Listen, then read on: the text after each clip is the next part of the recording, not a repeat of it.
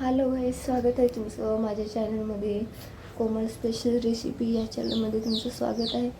तर कसे आहात सर्वजण? आशा करते की सर्वजण ठीकच असणार. तर चला आज आपण भेटूया नवीन रेसिपीसोबत. तर मी आज काय बनवणार आहे ते तुम्हाला सांगणार आहे आणि त्यासाठी काय काय साहित्य घेतले हे पण दाखवणार आहे मी तुम्हाला. तर हे बघा, इथे मी कांदा घेतलेला आहे भाजून गॅसवरती, खोबरं घेतलेलं आहे गॅसवरती भाजून, आणि टोमॅटो घेतलेला आहे, कोथिंबीर, अद्रक, लसूण घेतलेला आहे. मी शेव घेतलेली आहे. ही शेव बघा अशा प्रकारची घेतलेली आहे मी. तर बघू शकता तुम्ही. तर हे असं सामान घेतलेलं आहे सगळं. तर मी आता हे सगळं सामान मिक्सरमधून बारीक करून घेणार आहे. तर बघू शकता हे कांदा मी गॅसवरती भाजलेला आहे, खोबरं पण गॅसवरती भाजलेलं आहे. थंड करून नंतर मी आता मिक्सरमध्ये दळून घेणार आहे, पेस्ट करून घेणार आहे याचा मसाल्याचा. तर सगळं यामध्ये टाकणार आहे मी.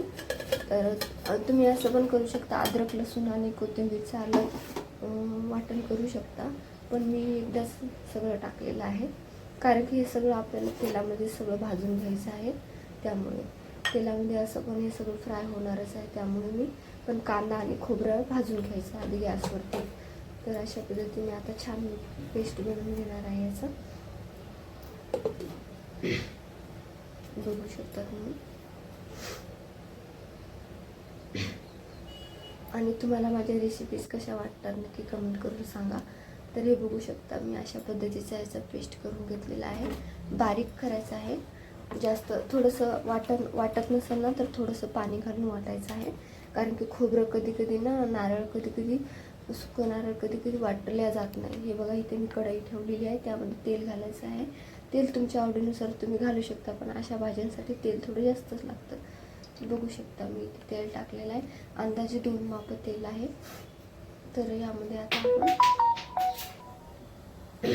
बघू शकता जिरे घातलेले आहेत मी. जिरे घालतात तर तुम्ही यामध्ये खडे मसाले पण घालू शकता, पण मी घातलेले नाही. दही मसाला घालून घ्यायचा आहे. मी खडे मसाले का घातलेले, माझा तो काळा मसाला घरी बनवलेला आहे ना, तो त्यामध्ये सगळं खडे मसाले घातलेले असतात. म्हणजे जास्त तिखट व्हायला नको भाजी, म्हणून मी घातलेले नाही. तुम्ही घालू शकता.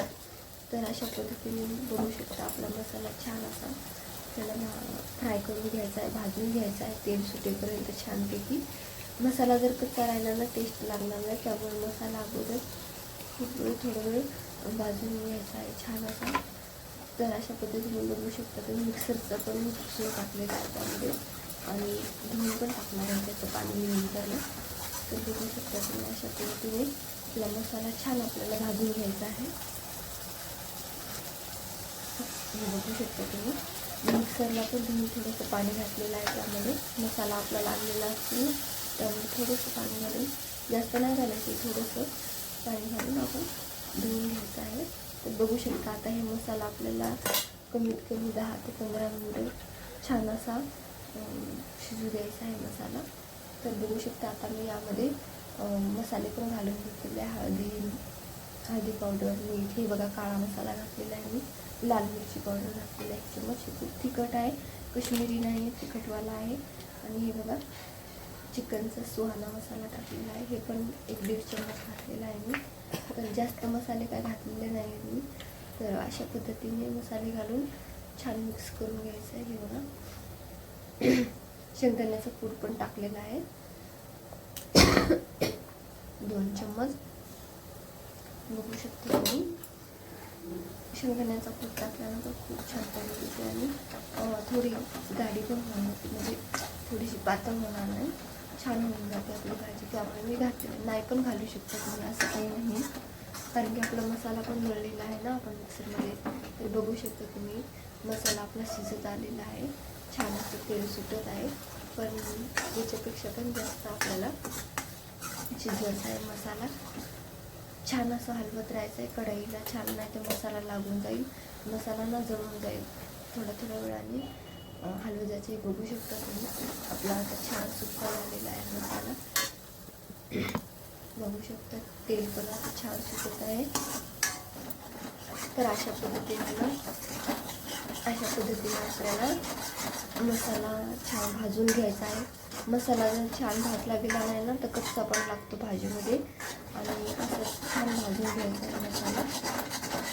खूप छान टेस्ट येते मसाल्याची आणि खूप छान वास पण येतो बघा, किती मस्त सुगंध येतो मसाल्याचा. त्यामुळे ना मसाला छान अगोदर भाजून घ्यायचा आहे. बघू शकता तुम्ही, मी कमीत कमी 10 ते 15-20 मिनटं गरम मसाला असा भाजून घेतलेला आहे छानपैकी.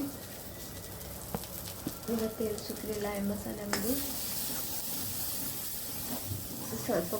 बघू शकता आताचा पहिला मसाला कसा होता आणि आता कसा सुक्का झालेला आहे सगळा.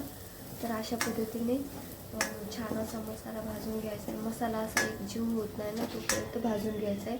एकजीव झाला ना तर समजून घ्यायचं की आपला मसाला छान भाजलेला आहे. बघू शकता तुम्ही सगळा सुक्का झालेला आहे आणि तेल पण छान सुटलेलं आहे मसाल्याला. तर यामध्ये ना पाणी गरम करून घालायचं आहे. गरम करून पाणी घातलं ना छान अशी तरी येते आणि चव पण येते भाजीला. थंड पाणी घातल्याच्या नंतर ना बघू शकता तुम्ही इथे गरम पाणी घातलेलं आहे. थोडं एक्स्ट्रा गरम पाणी करायचं आहे, म्हणजे आपण टाकू शकतो जसं आपल्याला तसं. तर मी टाकलेलं आहे. आता छान ढवळून घ्यायचं आहे, छान असं मिक्स करून घ्यायचं आहे. मिक्स केल्याच्या नंतर छान असे उकळे येऊ द्यायचे आहेत. छानपैकी अशी उकळी येऊ द्यायची आहे. उकळी आल्याच्या नंतर आणखीन आपला मसाला छान भाजून जाईल उकळीमध्ये. नंतर आपल्याला याच्यामध्ये शेव घालायची आहे. बघू शकता मला थोडंसं घट्ट वाटत होतं तर मी आणखीन पाणी घातलेलं आहे, कारण शेव घातल्याच्या नंतर ना पुन्हा हे घट्ट होते भाजी, त्यामुळे मी ते पाणी घातलेलं आहे. तर आता छान आपल्याला उकळी येऊन घ्यायची आहे, उकळी येऊ द्यायची आहे. बघू शकता तुम्ही छानपैकी अशी उकळी आलेली आहे. छान थोडंसं 5-1 मिनटं उकळू द्यायचं आहे, कारण की आपला जर अगर थोडासा कच्चा मसाला राहिला असेल ते पण छान शिजून जाईल. तर अशा पद्धतीने छानपैकी आपल्याला उकळी येऊन द्यायची आहे. बघू शकता हलवत राहायचं आहे असं.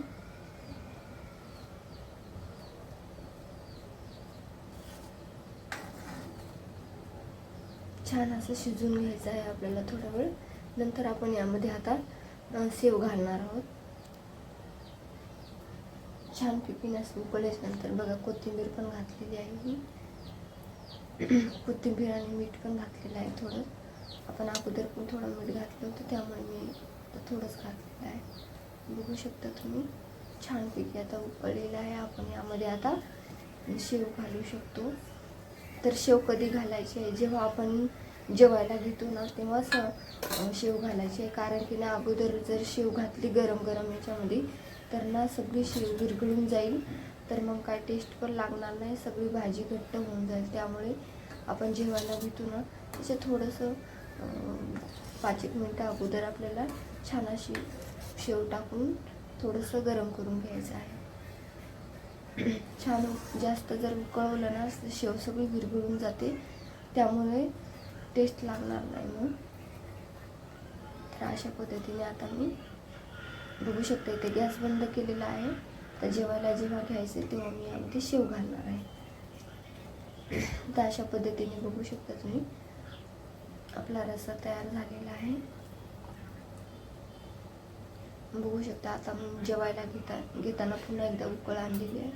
आता यामध्ये मी शेव घालते. तर शेव तुमच्या आवडीनुसार कमी जास्त घालू शकता, जास्त पण नाही घालायची आहे. जशी आपली ग्रेव्ही टाईप असते ना तसं आपण शेव घालायची आहे.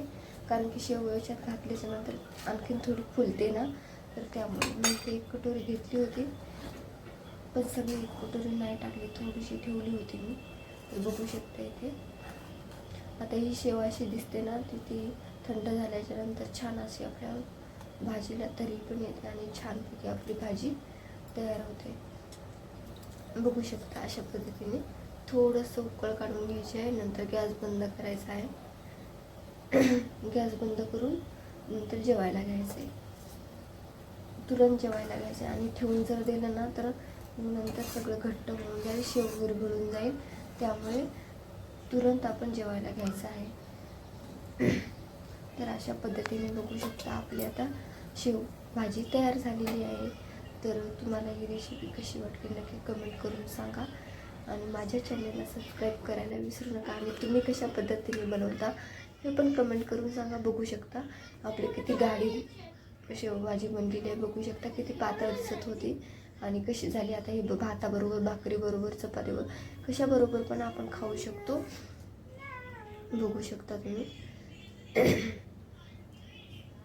खूप मस्त लागते, खूप टेस्टी लागते शेवभाजी. तुम्ही नक्की ट्राय करून बघा आणि आवडलं तर लाईक करा, चॅनलला सबस्क्राईब करा. तर बघू शकता इथे मी प्लेटमध्ये तुम्हाला काढून दाखवते.